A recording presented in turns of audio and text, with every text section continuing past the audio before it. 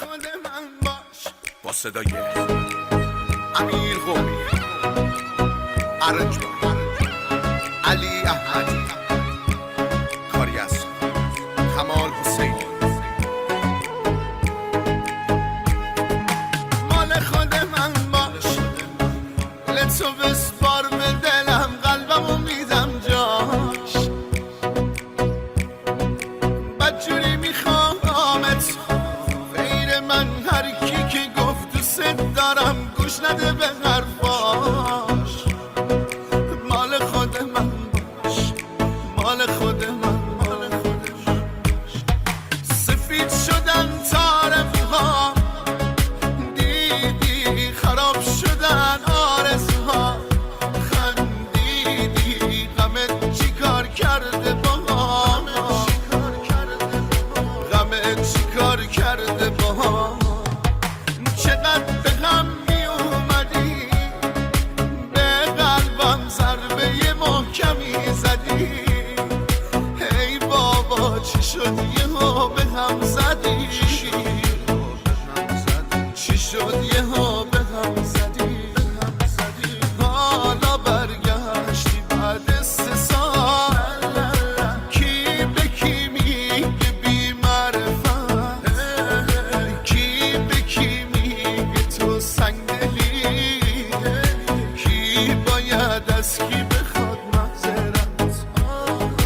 حالا برگشتی بعد 3 سال، کی به کی میگه بی معرفت، کی به کی میگه تو سنگدلی، کی باید از کی بخواد معذرت.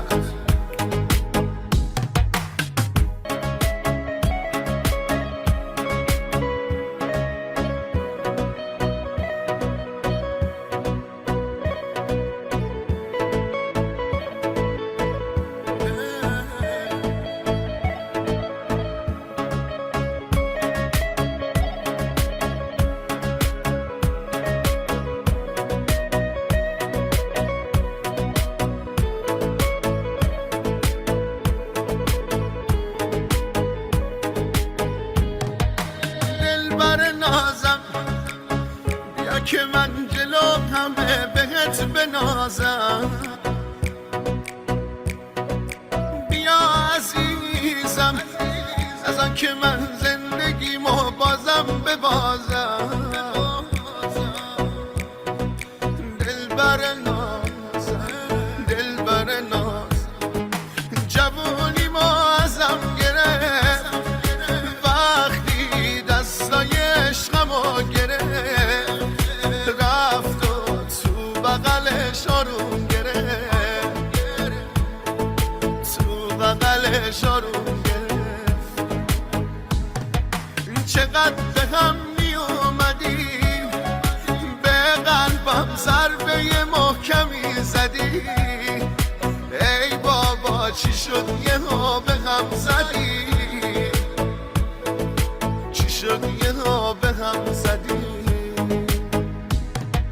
حالا برگشتی بعد 3 سال، کی به کی میگه بی معرفت، کی به کی میگه تو سنگدلی، کی باید از کی بخواد معذرت.